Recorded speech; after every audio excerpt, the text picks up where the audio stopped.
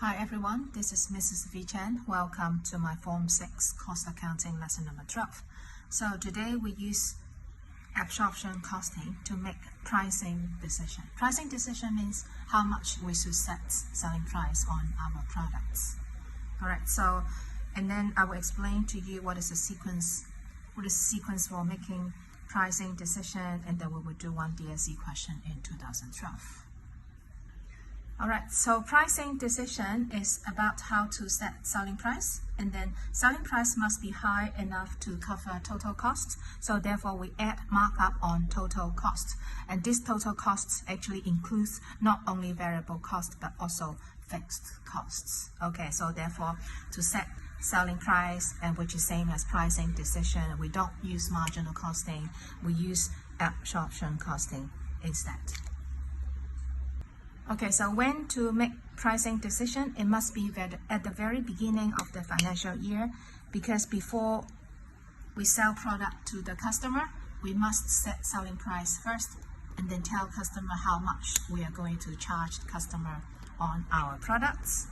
And then to set selling price, the idea is to add markup on total costs, and here we have components of total cost per unit, and that consists of direct material, direct labor, so these two are variable costs. And then we come to factory overheads. Okay, so this is very important. To work out factory overhead, it must be after reapportionment of factory overhead in the services department into overhead in production departments, because sometimes inside the factory we have different departments. However, in services department, since we don't produce any products, therefore we must reapportion overhead from service department to production department. So you can refer to the previous lesson number 11, about reapportionments of factory overhead. Alright, so to remind you one more time, so factory overhead must be after reapportionment. Okay, now we come to the cost behavior of factory overhead. So factory overhead is a kind of mixed costs. Therefore, it consists of both variable overheads and then fixed overhead per unit. And actually, in this situation, we have another name for this fixed overhead per unit. We also call that predetermined overhead absorption rates. Because why it is predetermined? Because we have to set the selling price at the very beginning of the financial year to tell customer how much we are going to charge customer on the product produced. So this is estimation predetermined overhead, because of the idea of this pricing decision made at the very beginning of the financial year.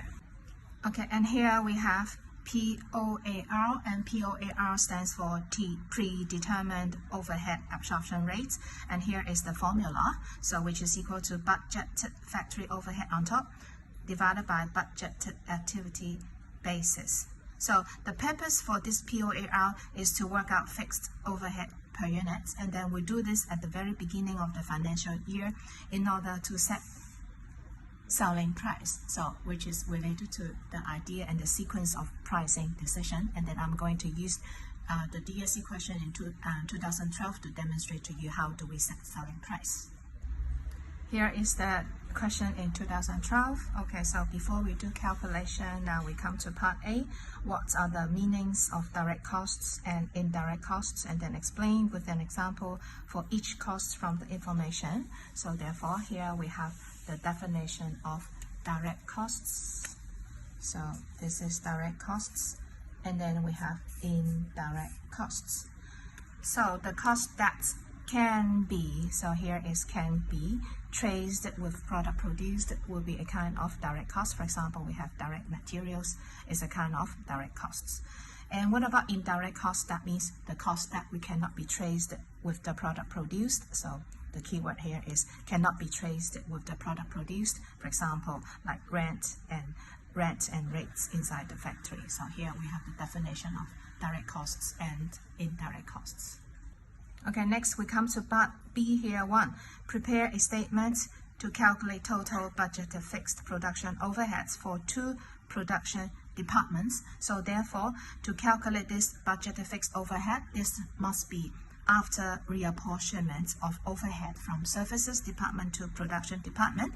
Because if you look at the question here, there are 4 departments altogether, 2 production departments like Department A and then Department B.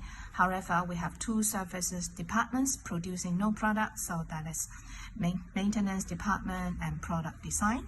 So therefore, this is the total factory overhead inside the factory. The first thing we do, we have to split all these factory overheads and into this 4 department first, and then later on we have to do reapportionment of this services department into production department.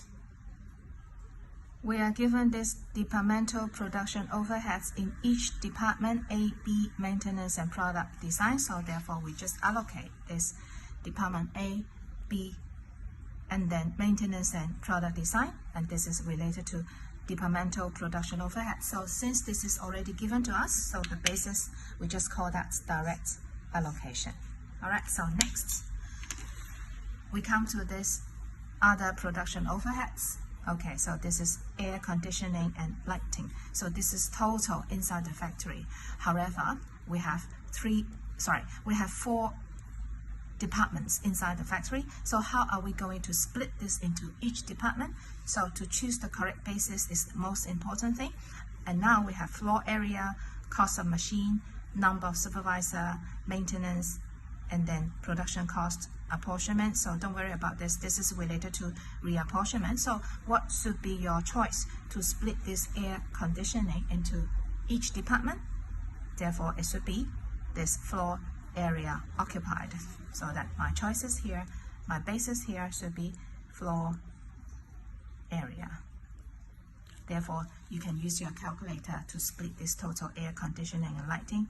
Alright, so this is total in each department. Alright, so total air conditioning is 1,056,000. So how are we going to split this into each department? So use floor area. So here is my step. Alright, so while we have this much 336 in Department A, because this is the total factory overheads related to air conditioning, times this is the area occupied by Department A, and this is total area inside the factory. So you can see the calculation is not difficult. However, choosing the correct basis will be the most difficult thing. So if you add up all this 4 figures, which is exactly same as the total air conditioning, which is indirect costs. Alright, so and this is how we split this into each department using floor area. Okay, so after air conditioning, now we come to insurance for machinery. So we have 3 choices to split. Okay, so which one will be the best insurance for machinery? So of course it will be costs of machine, so that I put machine cost here as the basis. And then what do you think about rent and rate? So which one should be used as the basis for rent and rates? So it will be floor area. Okay, and next we come to salary of supervisors. So the related one, the most related one should be number of supervisors. So I use number of supervisor as the basis to choose to split this into 4 departments.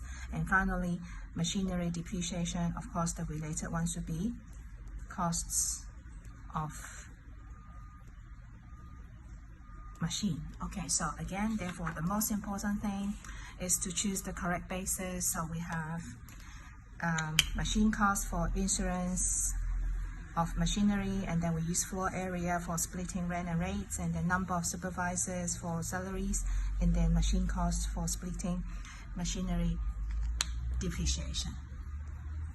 Okay, so after we have choosing the correct basis, then you can use your calculator to split the total factory overhead for each overhead into 4 departments. Okay, alright, so therefore finally you get this total in Department A, factory overhead, and then total in Department B, and then maintenance and product design. So if you add this all up, so the total figure will be exactly same as this total production overhead, 5,548,000. But the point is, we have 2 departments like maintenance and product design.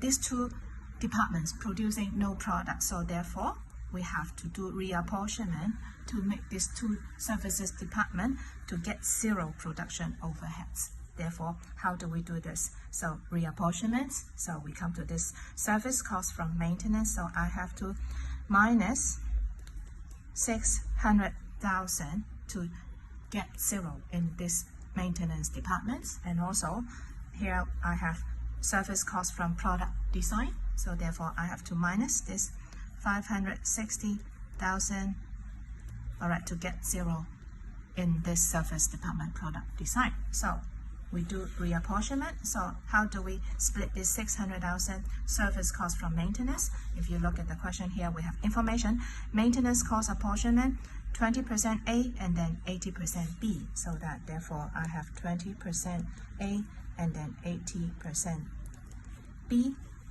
And what about service cost from product design? 70 A and then 30 B.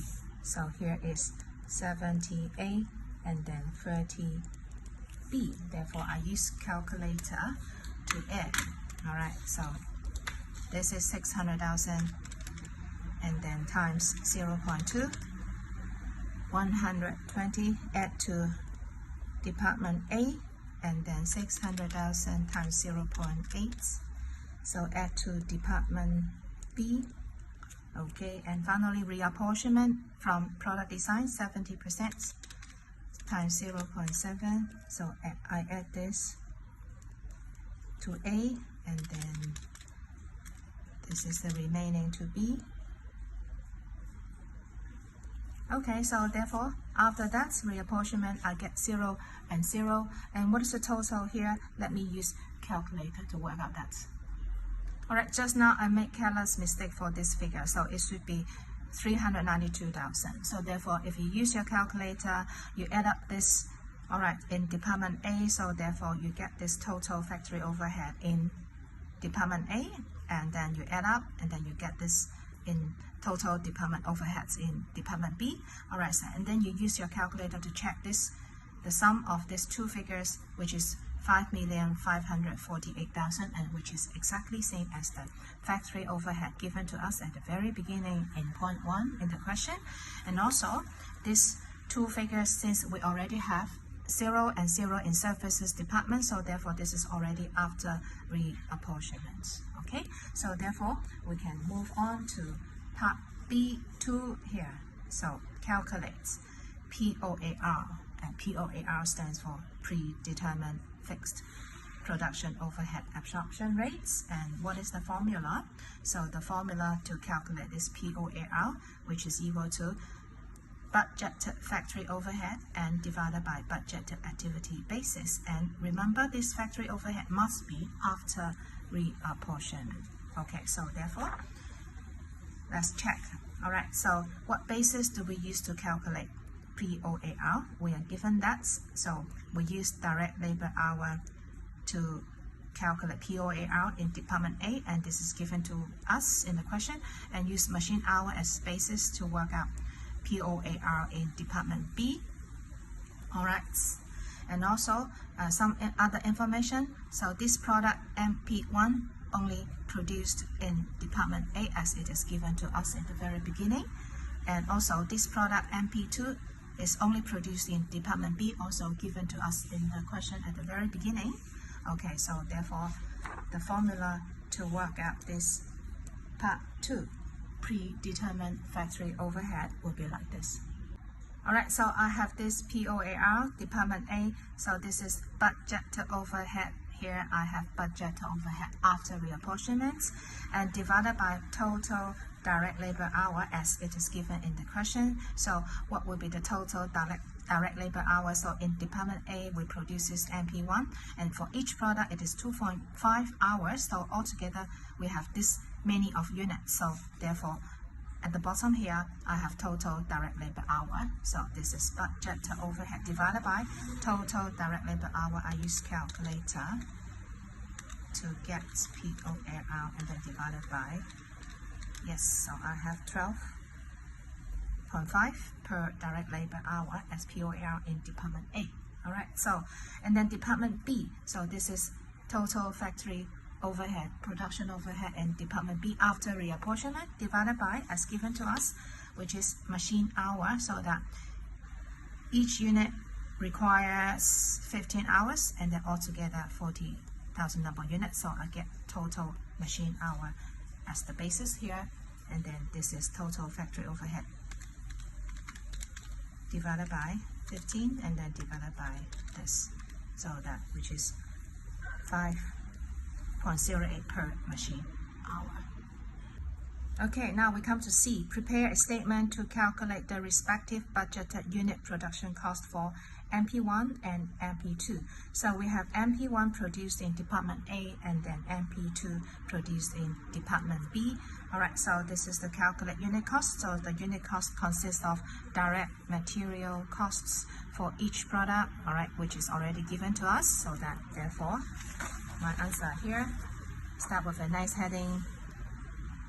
Okay, and then I have statement showing budgeted unit cost for MP1, MP2. The first thing is direct material cost per unit, which is already given. So 210 for products MP1. So I have 210 per unit, and this is 250 given to us. Alright, so next we have direct labor costs. So let's look at the information. So for MP1, direct labor cost per hour is $28 per hour, so that in Department A, $28 per hour times, alright, so each unit requires 2.5 hours, so times 2.5 hours, so that I get total labor cost per unit for MP1, so that is 28 times 2.5, so which is 70.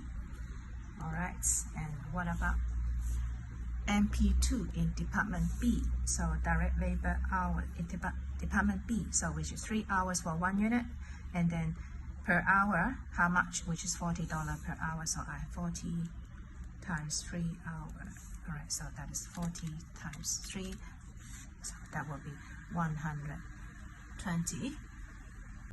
Alright, next we come to fixed production overhead per unit. So just now we work out POAR in Department A, which is 12.5 per direct labor hour. So therefore I have 12.5 per direct labor hour times, and each unit required 2.5 direct labor hour, so that I will know what is the factory overhead absorbed in Department A. So this is direct labor hour.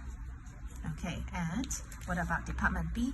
POAR in Department A, just now we have calculated that, which is 5.08 per machine hour. Therefore, for each unit, we require 15 machine hour to produce 1 unit of this MP2 in Department B. So therefore, this 15 will be the 1 machine hour. So the machine hour for 1 unit. So this is how we work out factory production overhead per unit in each department. So therefore, I get 12.5 times 2.5. So this will be 31.25. And then for Department B, producing MP2, 5.08 times 15, so which is 76.20. Okay, so that therefore, what is the total unit costs, production cost for MP1? Will be 311.25, and the MP2, so for each unit will be 446.20. Alright, so we call this unit production costs.